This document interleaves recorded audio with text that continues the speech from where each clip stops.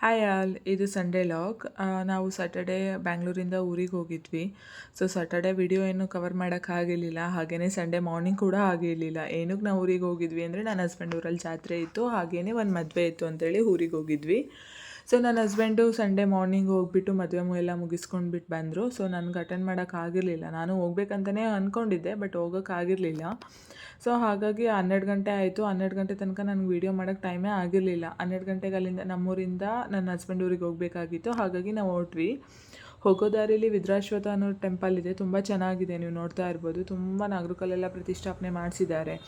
So ಏನಾದರೂ ಅಂದ್ಕೊಂಡಿದ್ದು ಅಲ್ಲಿ ನೆರವೇರಿದೆ ಅಂತ ಅಂದರೆ ಅಲ್ಲಿ ಅಂದ್ಕೊಂಡಿದ್ರೆ ಅಲ್ಲಿ ಹೋಗಿ ನಾಗರಿಕಲ್ ಪ್ರತಿಷ್ಠಾಪನೆ ಮಾಡಿಸ್ತಾರೆ. ಹಾಗಾಗಿ ತುಂಬ ನಾಗರಿಕಲ್ ಪ್ರತಿಷ್ಠಾಪನೆ ಮಾಡಿಸಿದ್ದಾರೆ.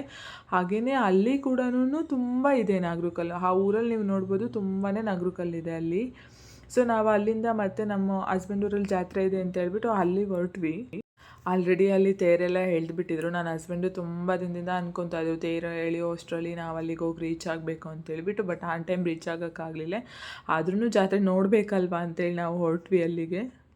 ನೀವು ನೋಡ್ತಾ ಇರ್ಬೋದು ನನ್ನ ಮಗ ಯಾವ ಥರ ಫೋಸ್ ಕೊಡ್ತಿದ್ದಾನೆ ಅಂತ ಹೇಳ್ಬಿಟ್ಟು. ಅವನಿಗೆ ತುಂಬ ಖುಷಿ ಆಗಿದೆ ಈ ಥರ ಜಾತ್ರೆ ಎಲ್ಲ ಅಂದರೆ. ಸೊ ನನ್ನ ಹಸ್ಬೆಂಡ್ ಊರಿಗೆ ಹೋಗಿ ರೀಚ್ ಆದ್ವಿ ನಾವು. ಅಲ್ಲಿ ನೋಡ್ಬೋದು ನೀವು ಆದಿನಾರಾಯಣ ಸ್ವಾಮಿ ಜಾತ್ರೆ ಅಂತಲೇ. ಇದು ಬಂದುಬಿಟ್ಟು ಬೆಟ್ಟದ ಮೇಲೆ ಕೂಡ ಟೆಂಪಲ್ ಇದೆ. ಸೊ ಅಲ್ಲಿಗೆ ನನ್ನ ಹಸ್ಬೆಂಡು ಮತ್ತು ನನ್ನ ಫ್ರೆಂಡ್ ಅವ್ರ ಹಸ್ಬೆಂಡ್ ಹೋಗಿದ್ದರು. ಅವರಿಬ್ಬರು ನೋಡ್ಕೊಂಬಂದರು. ನಾವು ಅಷ್ಟರಲ್ಲಿ ರಥ ಮೆರವಣಿಗೆ ಹೋಗ್ತಾಯಿತ್ತು. ಸೊ ನಾವು ನೋಡ್ಕೊಂಡು ನಿಂತ್ಕೊಂಡಿದ್ವಿ ಇಬ್ಬರೂ. ನೋಡ್ತಾ ಇರ್ಬೋದು ಯಾವ ಥರ ಇದೆ ಅಂತ ಹೇಳ್ಬಿಟ್ಟು.